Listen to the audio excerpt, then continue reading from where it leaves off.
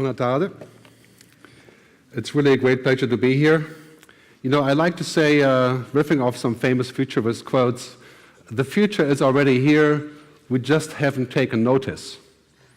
And I want to congratulate the city of Barcelona for seeing the future in many more ways than other cities do. You know, I live in Zurich in Switzerland, where things are a little bit different into how we see the future. But it's great to see all the activism that happens here and all the new thoughts and stuff. So congratulations to Barcelona and all the great people in Barcelona. So first I want to say I've been doing this work for roughly 15 years, speaking about the future. In the last 2 years, I noticed that a lot of people are worried about the future. And this is not just because of Donald Trump, right? Or the Brexit. Right? People are worried, a lot of worry, because technology seems like it will do everything. Literally take over. Work, jobs, automation. And that worries us a little bit. I mean, here in Europe, we are much more humanist thinking. Right? In America, people are saying, well, you know, it's great. As soon as I can connect my neocortex to the internet, that's fantastic. I can think faster. Right? Or I can not die. Here in Europe, we think a little bit different about this. You know, we have different concerns about this. So I want to say that the future is better than we think, but put a big asterisk there and say, but we have to agree on what it's going to be. Right? What do we want? That is the key question. Because, you know, today technology is largely pretty stupid still. If you speak to your iPhone or Siri or Amazon Alexa or so, it will understand if you speak like this very slowly. It will give you, yeah, okay. In 5 years, technology will be exponentially so powerful that you can speak to your computer as if it was your wife or your husband. And in fact, it will speak back to you like your wife or your husband. Right? And then eventually it will materialize as your wife and your husband in a messaging app. In 10 years, we're going to be at the age of quantum computing. That sounded like science fiction just 5 years ago. IBM just showed the first quantum computer at CES in Las Vegas. 50-qubit computing, 3D computing. So that means this machine right here that's running my measly presentation is going to be 1,000,000 times as powerful. So we're going to the future that will have largely two topics, and these are my topics. And I wrote a book on this because I kept getting this question, what's going to happen to people? So I wrote this book called Technology versus Humanity. It will be available in Spanish in about 3 months, but in the meantime, you know where to click. Right? So that's the topic. Right? And I can ask you the simple question, you know, technology is really magic. You know, we enjoy technology. We can use WhatsApp to make phone calls to our kids in South Africa for free. Right?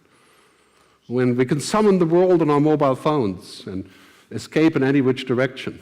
But you know, a philosopher once said, a long time ago before the internet, that technology is not what we seek, but how we seek. Right? And what do we seek? Well, simple question, what all humans seek is happiness, right? In the widest sense. Contentment. Right? So technology is a tool, but it should not become the purpose of our lives, right? So we have this ongoing discussion between what are called algorithms and androrhythms, you know, human things. Let's take human things, for example, really simple things like mystery, serendipity, discovery, accidents, mistakes, lying, changing of the mind. How would a computer understand that today reality is like this and tomorrow, I mean, no other place to say that than here, right? And tomorrow is different. A different truth. Computers don't understand that. It's zeros and ones, right? That's it. So in this world, we're going to have to pay very good attention to this issue, right? Are we going to work with technology or against technology? This is the critical question. There's the balance between the two. There's no way we're going to go back and say, well, we won't have artificial intelligence. We will not have cloud computing. We won't have smartphones. Right? You can try that. You have to be very rich or live in Amish country, you know, in Pennsylvania. And even there, right? Technology is here to stay, and it's growing like crazy. Right? The most powerful companies in the world are not the banks, They're not the oil companies, they're not even the military, they are the tech companies, the data companies. Did you know that Apple, Amazon, Google, and Facebook have more market capitalization than the GDP of France? In other words, they could buy France, all of it. Not that they would, probably not a good idea. But think about this for a second. What we have here, we're moving to a future where a lot of people are arguing that we are essentially data. So I talked to a lot of scientists, I talked to a lot of people in Silicon Valley and in China, and their argument is, well, humans really are technology. And they're serious about this. I'm not making this up, right? It's just that we don't understand this technology. That's the argument. So naturally, we're going to converge.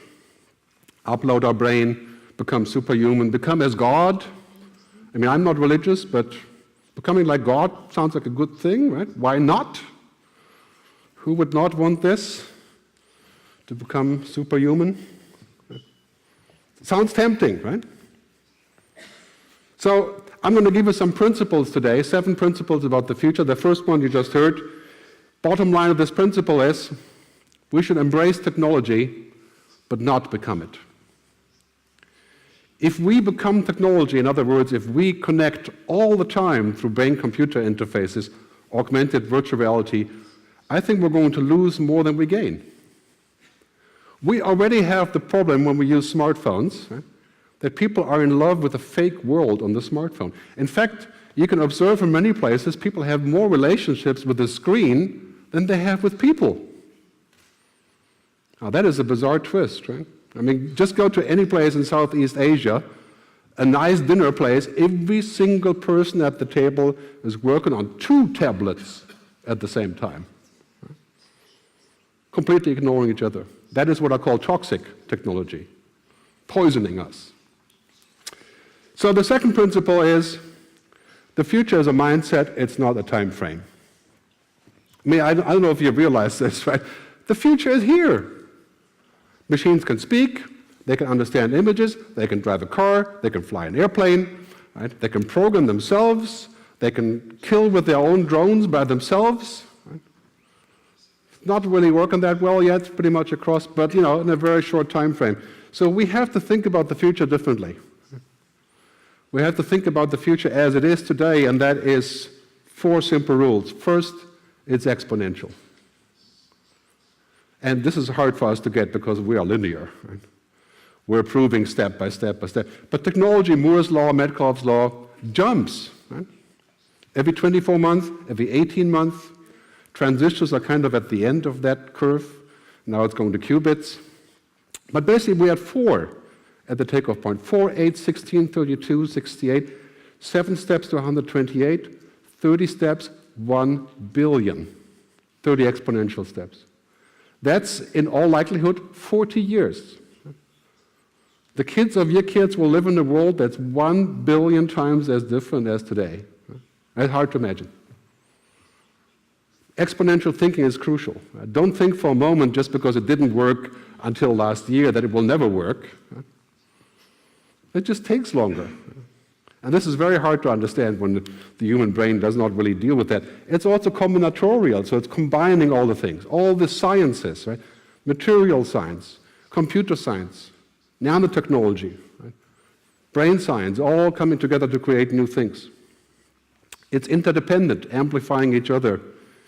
It's abundant. Technology is making things abundant, like music, right? You guys know Spotify and other platforms. We have 21 million songs on Spotify. And we have 500,000 movies to watch on Netflix. And we can go anywhere in the world on cheap airplanes. Right? In 20 years, energy will be abundant, which basically means almost free, right? Solar energy, renewable energy, 20 years. What would we do in a world of abundant energy? It's a whole different approach. And then holistic.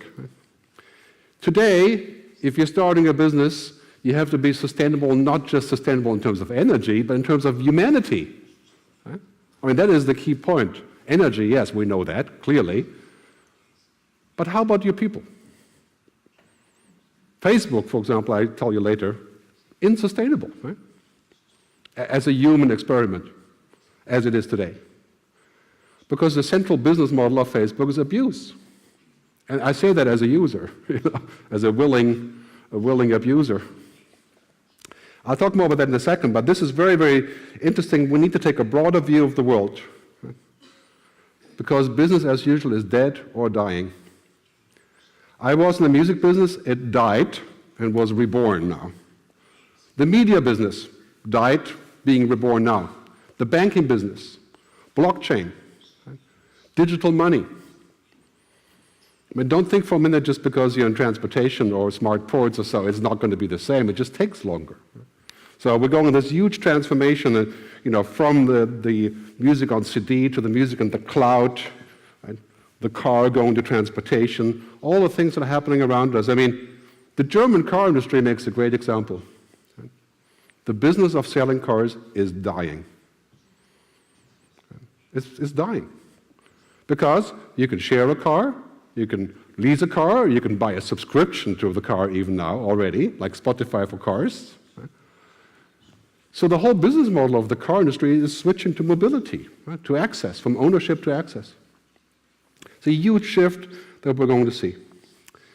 The third principle of the future, it's all about data. Data is truly the new oil. And the oil companies, for a long time went unregulated, and we paid for that, and then they were regulated.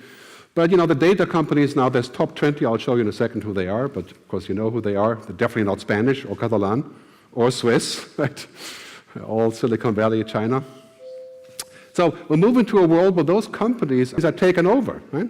They go into a place to where we're saying, okay, they are actually running our system. Here's a list of them. Thank you. Mind-boggling riches. Right? Those are the new rulers. Right?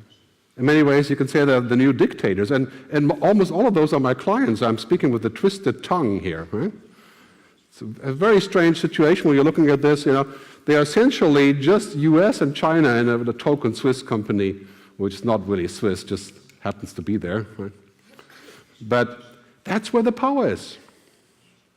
So I ask you one thing, should we regulate data companies, data oil companies, like we regulate the environment, oil, gas, nuclear?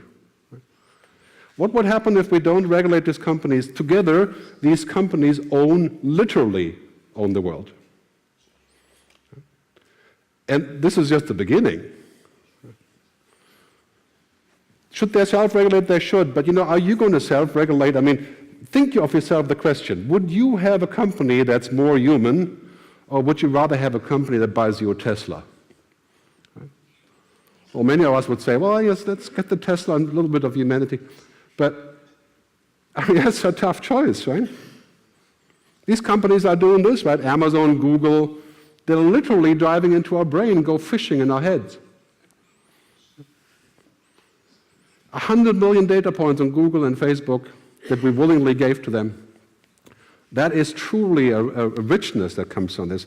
And, we're kind of wallowing in this data and threatening to get lost in all the options. And this is just today. I mean, think about the future being 1,000 times as much. Quantum computing again. Right? I mean, right now there's no way I can take the entire car traffic in Barcelona and feed it into a computer and get some results. Yeah? It's just too much. 5 years, done. Instant.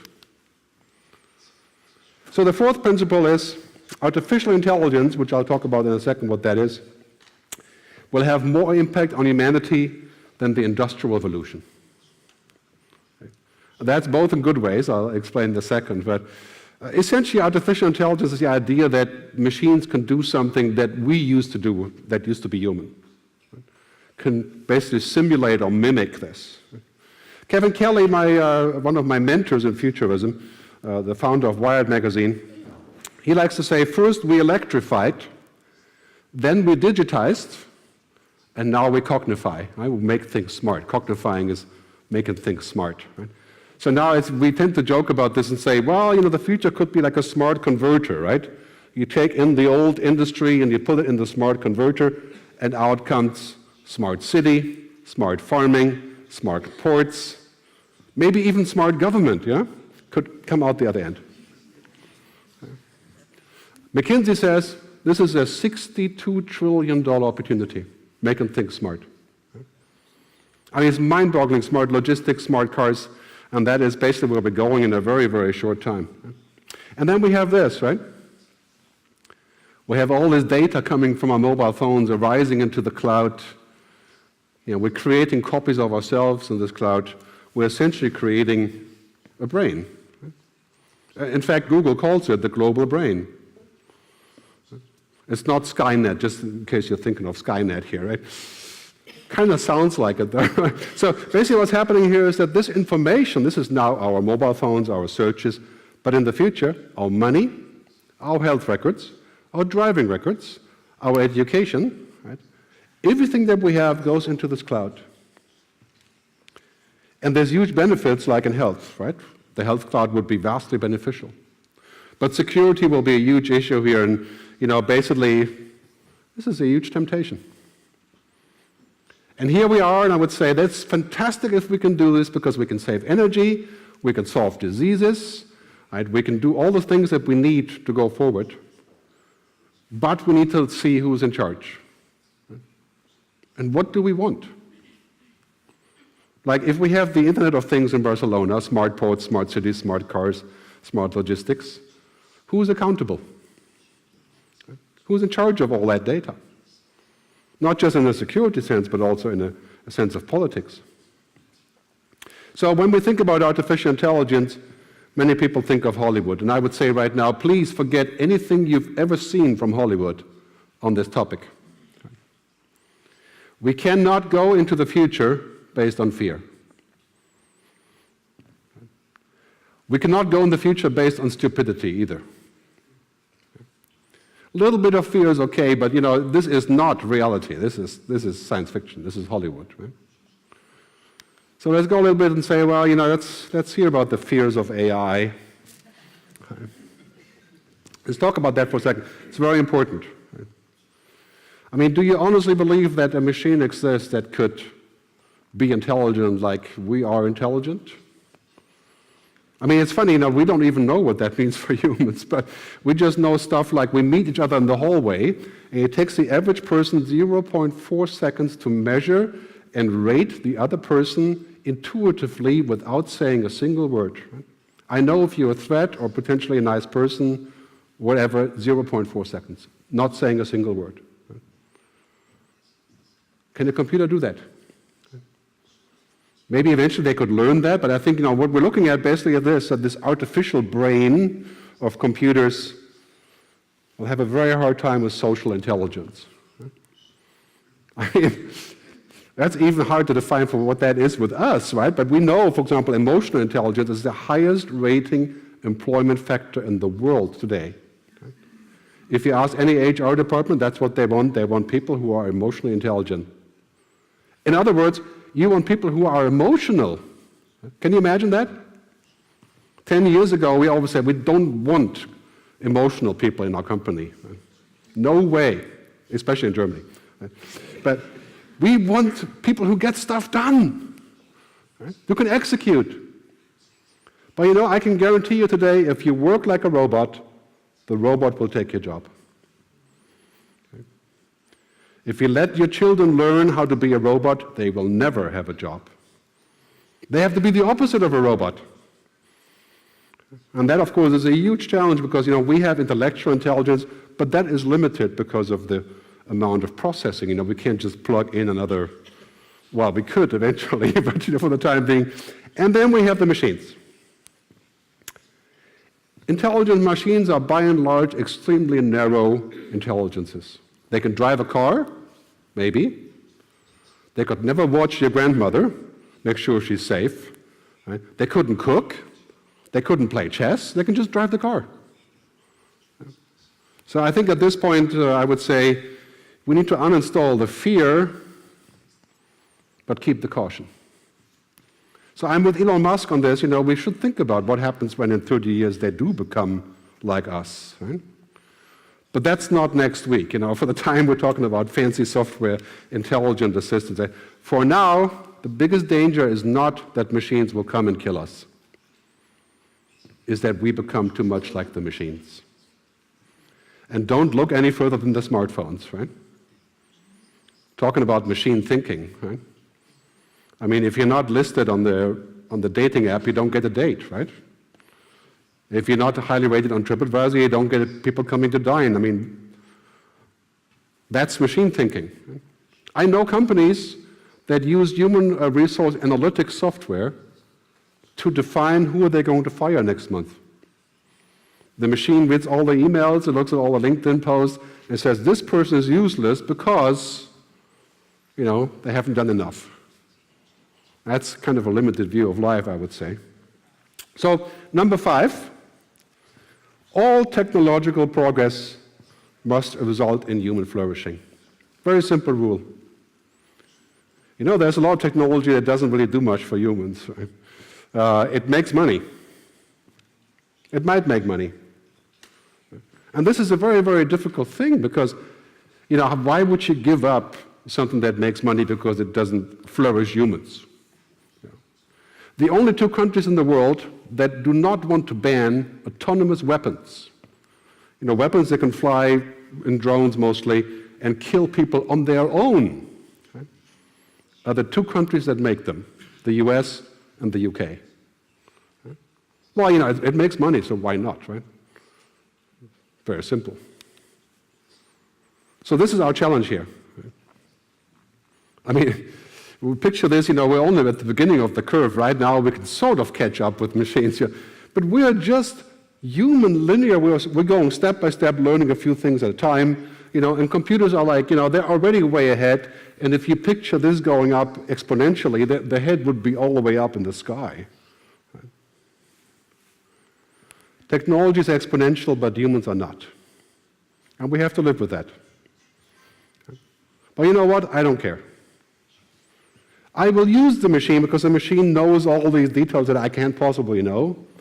But the machine is so far away from our human intelligence in terms of understanding the world, perception. But how will we sustain imperfection? Humanity. And take the self-driving car. Right? So the argument goes, we don't drive anymore ourselves, we don't have all the dead people, 2.5 million per year, that die in car crashes. Right? So that means we're no longer allowed to drive a car. I think I can live with that. But is that going to happen in every part of our life? Right? Taking away our decision making? Sometimes it makes sense and sometimes it does not, but clearly, this will be the challenge here. Right? This natural progression. Right now we're here, right? And we may have mobile devices strapped to us, like monitoring our heartbeat or so, and then we have prostheses, that are good if we had an accident, and then we just connect directly to the internet, the so-called singularity. I like to say humanity will change more in the next 20 years than the previous 300 years. And this is not an overstatement. This is not hyperbole or BS, right? If you're looking at what is happening around us, you can anticipate in 20 years the wildest, beyond our wildest dreams. Genetic engineering, artificial intelligence, geoengineering, solar energy, space travel. So here's a question I have for you. How far would you go with this? And this is the question we have to answer for ourselves and our governments. What would no longer be human? What is the point of technology if it relieves us of our humanity? Right? We'd be superhuman, but no longer human, a machine, essentially. Right? I can't really see the point in that. So there's a great company called the Future of Life Institute, supported by Elon Musk, and they had a convention about artificial intelligence, and they came up with a couple of key things that I want to share with you for the future. Right? The first point is that all systems have to be designed for human values. Not the humans have to be designed for the machines. Right? But the machines have to understand what we need. Right? Shared benefit. Equality. Right? if we are going to automate half of our society and save all that money, where does the money go? Well, if we're in America, the answer is clear, right? It goes to the 0.01%. But if we don't share the money, what's going to happen? We don't have any more consumers. We have crime, we have unemployment. So that's very important. We have to think of the ecosystem, how it all sits together. We have to distribute the benefits of technology. And I'm afraid that means that ugly tax word sometimes, but as Bill Gates says, we should have an automation tax or something like that. Right?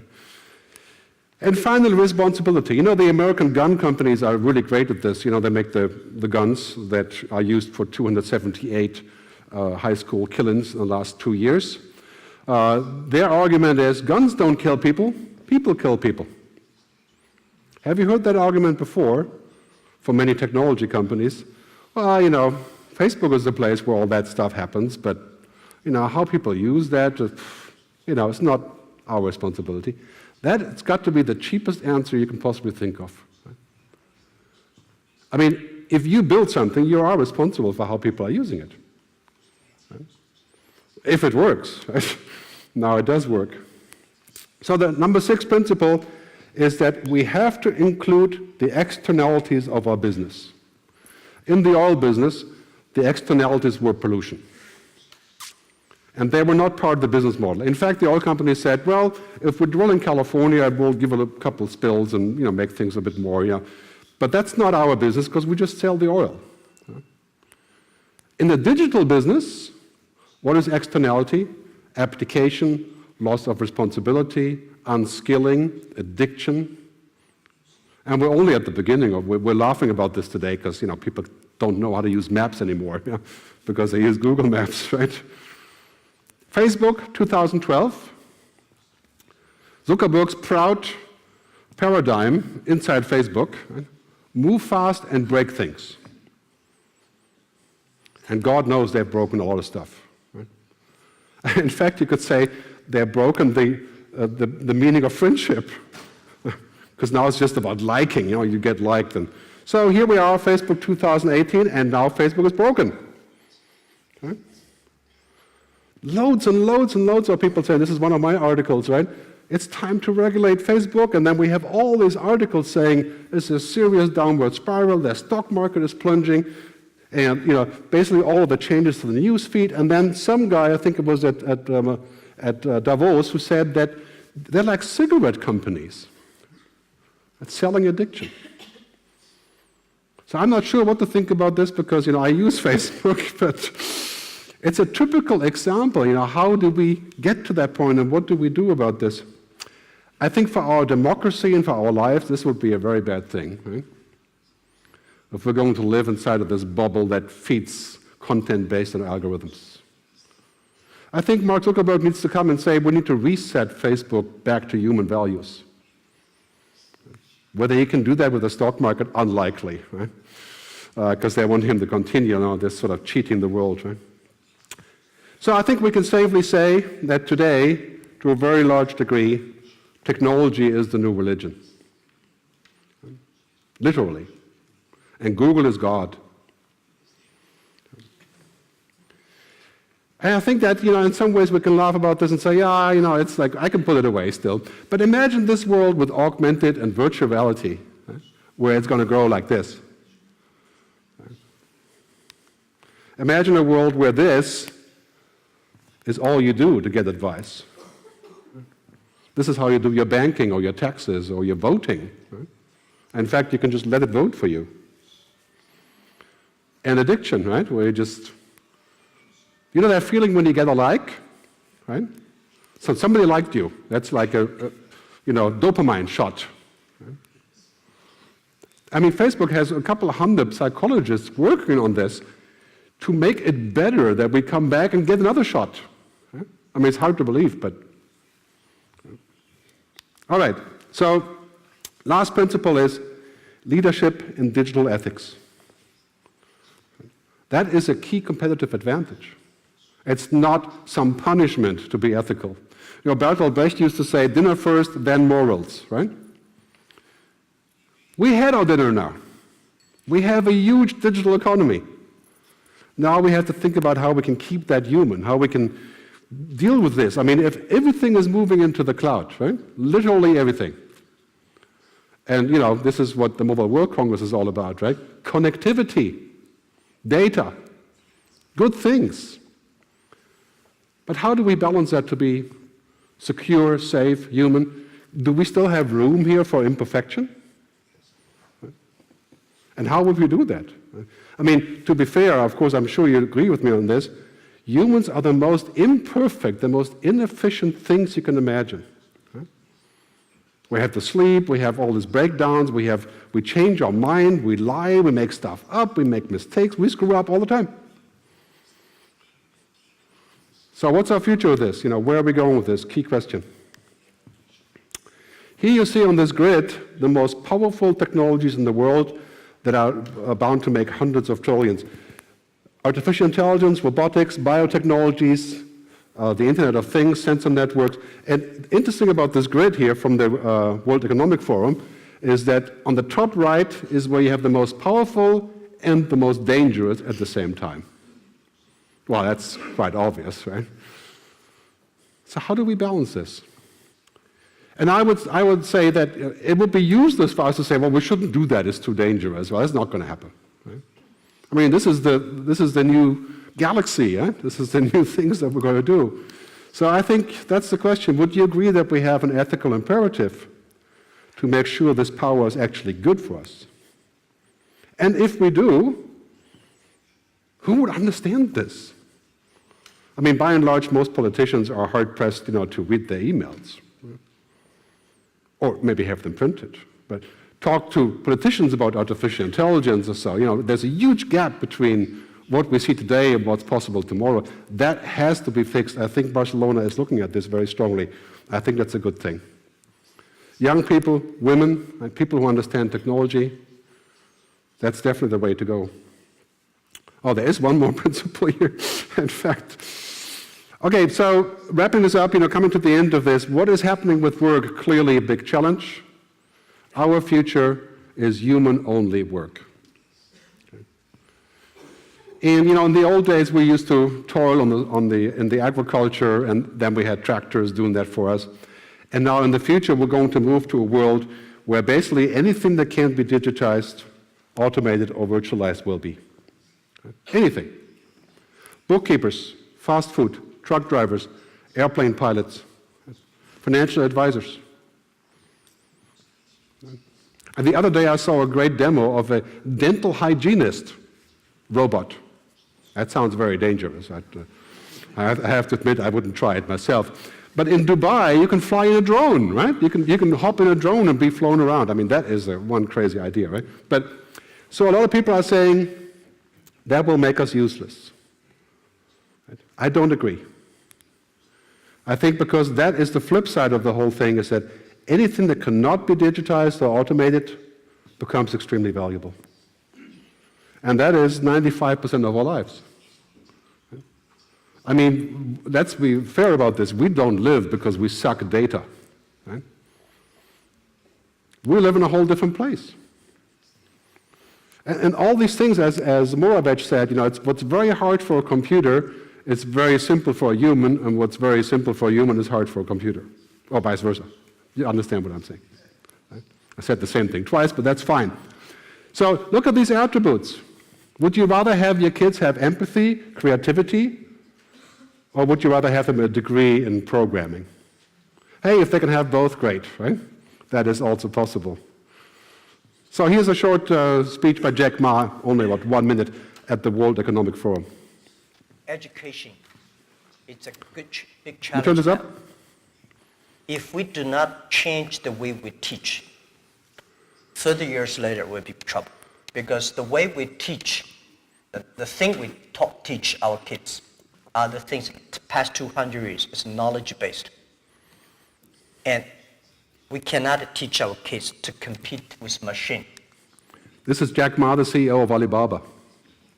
It's interesting for a Chinese tycoon to say that, right? I mean, the message is totally clear here. Compete with the machines, we're toast. Right? We can do that today because the machines aren't happening quite yet. Right? But a lawyer that does non-disclosure agreements and e-discovery, you think that lawyer is going to have work in 5 years? You can forget that. It's just as certain as music is in the cloud now, not on the CD. So we have to think about how we can reproportion, and the World Economic Forum has a great graph how the skills are changing, and that's what we have to teach our kids, right? Critical thinking, creativity, emotional intelligence, cognitive flexibility. And how do they learn that? Do they learn that by being an MBA? They may at a good school. Would they learn that by traveling in India for half a year? Definitely. Otherwise, they wouldn't survive. So it's different skills that we have to teach our kids basically on that balance, right? And how do you teach EQ? Well, you can't teach EQ. This is something you acquire by action, by interaction.